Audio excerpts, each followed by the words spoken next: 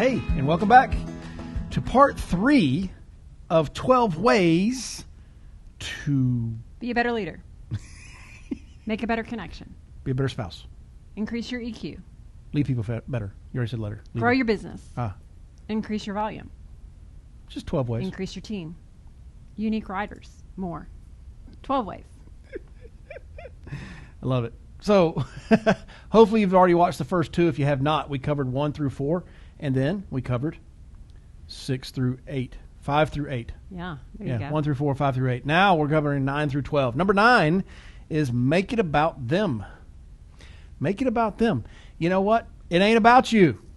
It's about them. You know, when I say make it about them, I think about our friends Salman and Steph. Mm-hmm. And I mean, we've been friends with them. Anybody who knows them just knows this about them. But we've been friends with them, was it getting close to 20 years? Mm-hmm. Getting close to 20 years. I swear the first 10 years, I had no idea what they did for a living. Mm-hmm. Because they're so good about making it about you and asking questions of you and learning about you. And, that's interesting. It's like a Barbara Walters special. It's never about the interviewer. It's always about the interviewee. Yeah. And I felt like at some point it just dawned on me like, they're so good. They really are. They know so much about me, and I'm such an awful friend. I don't even know their last name yet. It's been 5 years. But you get the point. Like, remember we had that revelation one day of like, they're so good at making it about us, and I want to know about them. I want to be a friend. I want to find out what their life is like and what I can do to give them some insight maybe and help them through this. Or I just want to know what they do for a living. Yeah, well, they ask genuinely sincere questions, and they ask follow-up questions. So if you struggle sometimes with getting people to talk about themselves, maybe just think about questions ahead of time before you call that agent or before you call that client. Just write down 3 to 5 questions I could ask them. Tell me more about that is a great expression to get people talking. But yeah, she called me a couple Wednesdays ago and she was not riding out somewhere. She talked straight for 30 minutes and then was like, oh goodness, I'm so sorry I didn't get to ask you anything, and then hung up. And I hung up. I was like, yes. That's like the first time ever that I've gotten her to talk for 30 minutes about her. I got her. But what's interesting is, I want to say this, because she's before said that she's had people say to her that they feel like they're being interviewed. Like sometimes, because she's so good at asking questions, that some people, certain personalities, just sort of feel like they're being interrogated, and they sort of close down instead of opening up because they're like, what are you after exactly? So I do want to make this point with this, is that your objective at the end of a conversation is to feel like that not only did you learned something more about them so that you could make a connection with them. So, and this is one of those things that I feel like I have to learn a little too, because sometimes I can be a little bit too private or guarded, and I have to remember when I'm talking with a new person to give them a little something about me as well. But it has to be the right balance. Some of you, and majority of you, honestly, that are listening to my voice probably talk too much about yourself. And I only say that because it's just sort of more normal in sales. You're natural. You're real comfortable with the chit-chat and the small talk, right? And so then you probably have to work on asking good questions and learning to just not say too much. And then on the other hand, you have to, so for some of you, it might be that you need to learn to give just a little bit more information to help make a connection as you're making it about them. Yeah.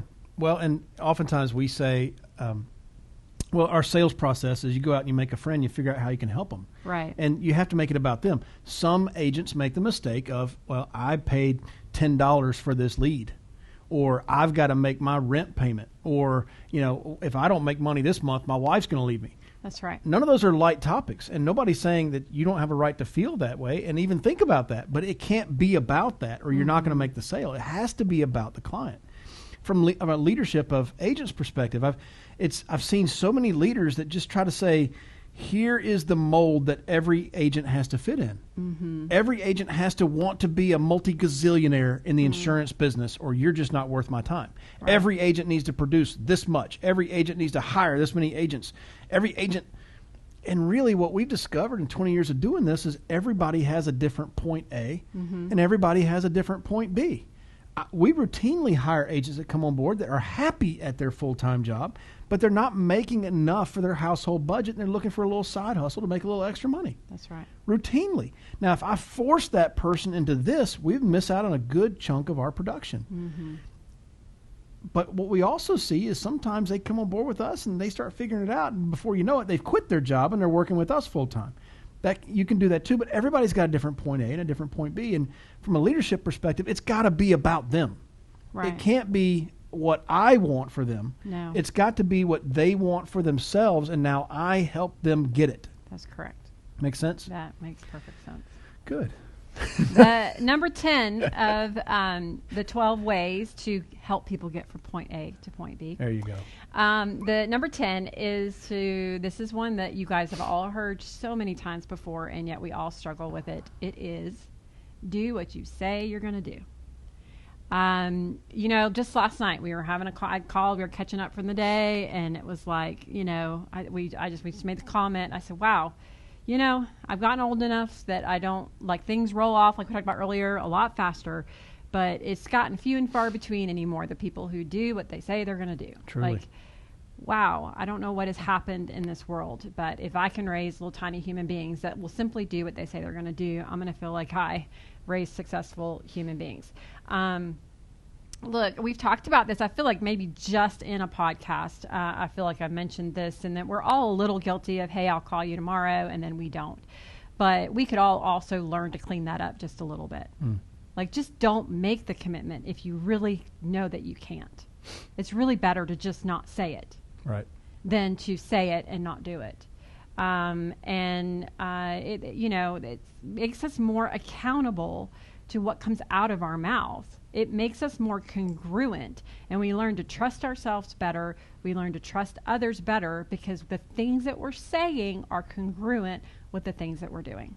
I think that's the definition of integrity. Yes, what you say you're going to do, you do. Your yes is yes, your no is no. There's no in between, right? And I think that, like you said it, and I don't know how to add to it in any way. It's just, it's getting few and far between the people that actually follow through on the things they say they're going to do. And as you said that, I thought, gosh, wouldn't it just be better if people just quit saying they were going to do something? And I think, there's things I need to stop saying that I'm going to do if I'm not going to plan on doing it, right? If I'm just saying it to placate or to pacify, or, hey, come over to the house anytime. If I don't really mean that, I really shouldn't say that, because you might invite somebody to your house. You don't want them at your house, right? So do what you say you're going to do. I got no more to add to that. Yeah. Number 11. Let's go to 11.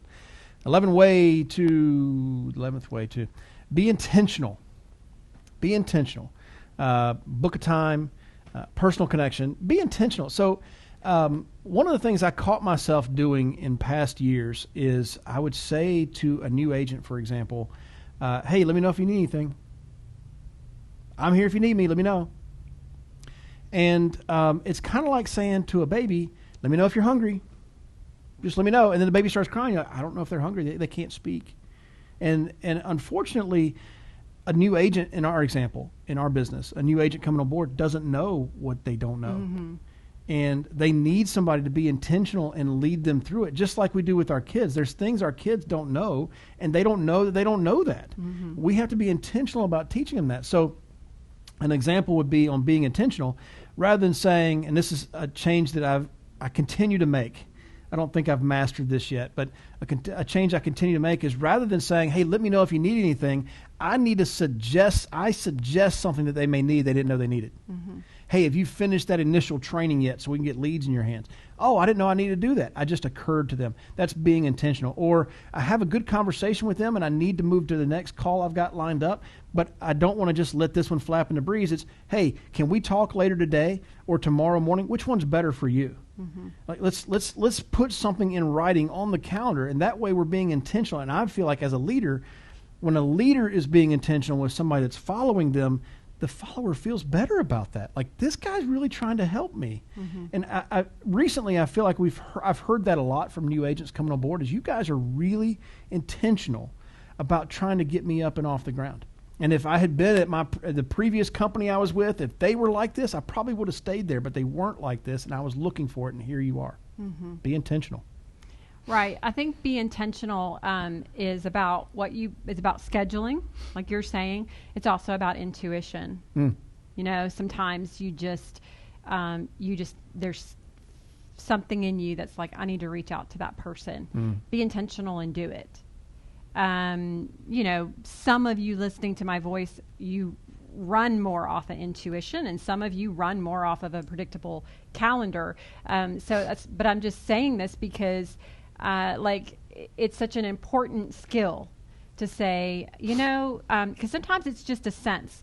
For example, I have a girlfriend of mine who's insanely busy. They are like the most social people I know. They got 4 boys. She works a full-time job, and somehow, some way, and we became friends later in life, which is also really rare for those of you that are like over the age of 40. It's rare to make a really close bond with a girlfriend, in my opinion, over the age of 40. Like those tend to form in your 20s, that last for a lifetime. But somehow, some way, I tell her this all the time. I'm like, I don't know how you do it, but you always seem, the people who are important to you, you are so intentional with. But I swear she just runs off of intuition. It's like she just sort of senses, I haven't talked to that person in a while and I'm curious what's going on, and she just kind of calls. So that in that way, though, that's being very intentional. Don't ignore the intuitions that are telling you, I need to call that person. Yep. All right, number 12. Are you ready for the last way to ... grow your business? There you go. Be enthusiastic yet sincere. So when we were talking about this, it took me back to watching Winnie the Pooh as a kid, or reading the books as a kid. I don't know if anybody's watched Winnie the Pooh. We're Gen X, but the world is full of Eeyores, right? The donkey that's walking around going, "Hi, Pooh." And the world needs more Tigger, right? Needs that tiger that's bouncing around his tail going, how do you spell your name? T-I-double-grrr, right? Like we need more of that, but it can't be so overboard, because we're also in a world where we're all jaded now, right? We're all products of social media, and we see the fake filters, and why does that person looks pretty? Why did they do that with that filter to make themselves look different? It's so weird. Like, we're all so jaded now, so you can't be so over the top enthusiastic that you lose interest from the other person. But you do need a level of enthusiasm. I remember as a kid, or at some point I heard enthusiasm, break it down in the Greek, it means like in theos. It means that God is in you. And I don't know. We don't try to get too biblical or theological on these podcasts, but I feel like when the creator of heavens and earth is inside of you, it's really hard to go, "Hi, Pooh." It's like, I don't know, just have some enthusiasm. What about Fitz? The world is so bad right now, and it's just so down. Well, here's what I know from a leadership perspective: if you want people to follow you, you got to set yourself on fire. We talked about this in a recent podcast. Set yourself on fire, and people will come from miles around to watch you burn.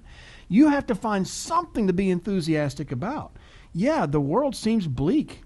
Yeah, I think we're getting to the age now. It's like, man, I feel sorry for our kids. How many people say that? Every generation says that about the next generation. But find something that you are enthusiastic about. I'm enthusiastic right now about our business. Some of the numbers kind of go, it seems sort of stagnant. That seems sort of stagnant. But some of the predictors of growth are really getting off the charts right now. And I'm excited about where that's going and what it means for the people that it's happening for.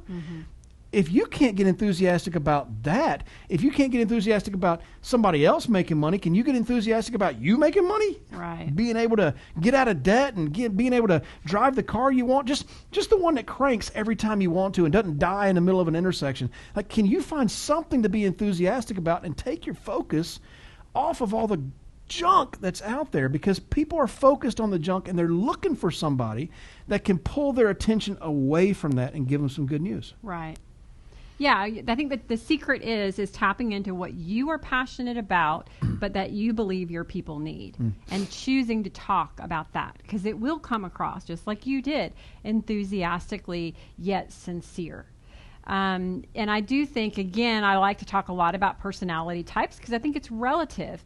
And depending upon where you are on the personality scale, for some people, we're drier by nature, and we might be even more monotone by nature. And so you want to, when you think about how do I talk about something passionately or enthusiastically, you want to think about the tone of your voice. Think about taking pauses to draw people in. And think about, choosing something that you connect to talk about internally that you are passionate about.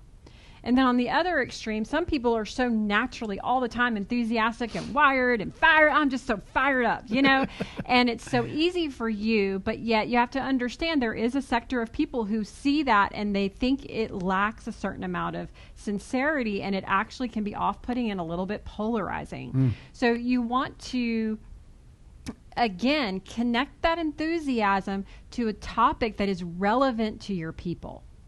Because just because you're fired up that the sun is shining might not mean that they are. So what are they fired up about? Maybe they're fired up to know that one of their colleagues had a big check this week. Maybe they're fired up to know that they have a chance to try these new leads. Maybe they're fired up about the new product that just came out that they can make. So choose topics that they're excited about, and that they will feel are sincere, that you're genuinely trying to help them, encourage them, motivate them.